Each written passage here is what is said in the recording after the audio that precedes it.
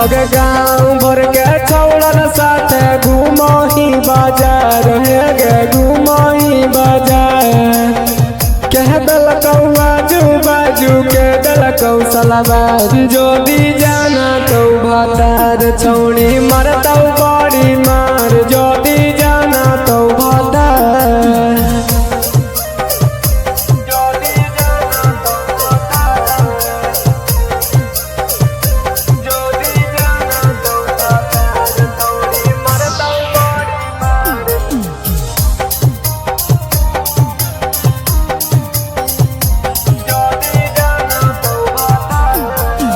नया नया शादी होलो रहनिया सुधारले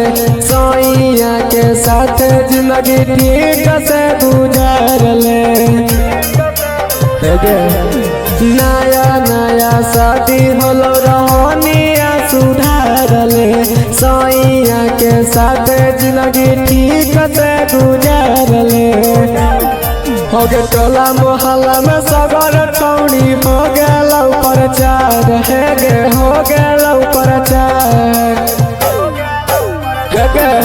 हो गे टोला मोहल्ला में सगर छौड़ी हो गेलौ प्रचार हे गे हो गेलौ प्रचार अभियो से अपन ले आदतिया सुधार जोदी जाना तो भातार छौड़ी मरतौ बड़ी मार जोदी जाना तो भातार जोदी जाना तो भातार जोदी जाना तो भातार छौड़ी मरतौ बड़ी मार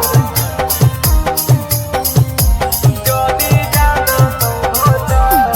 अगे अर के रौसन जानतौ जोदी छौड़ी तोर रहनिया छूट जीतौ करल तोर सब मन मानिया अगे अर के रौसन जानतौ जोदी छौड़ी तोर कहानिया छूट जीतौ सब तोहर करल मन मानिया होगे जाना ही औ नीरज से तू कर हकी प्यार आशिक घुमाब हो बाजार होगे जाना ही औ नीरज से तू कर हकी प्यार आशिक घुमाब हो बाजार कही और सच अभियो करले विचार जोदी जाना तो भातार छौड़ी मरतौ बड़ी मार जोदी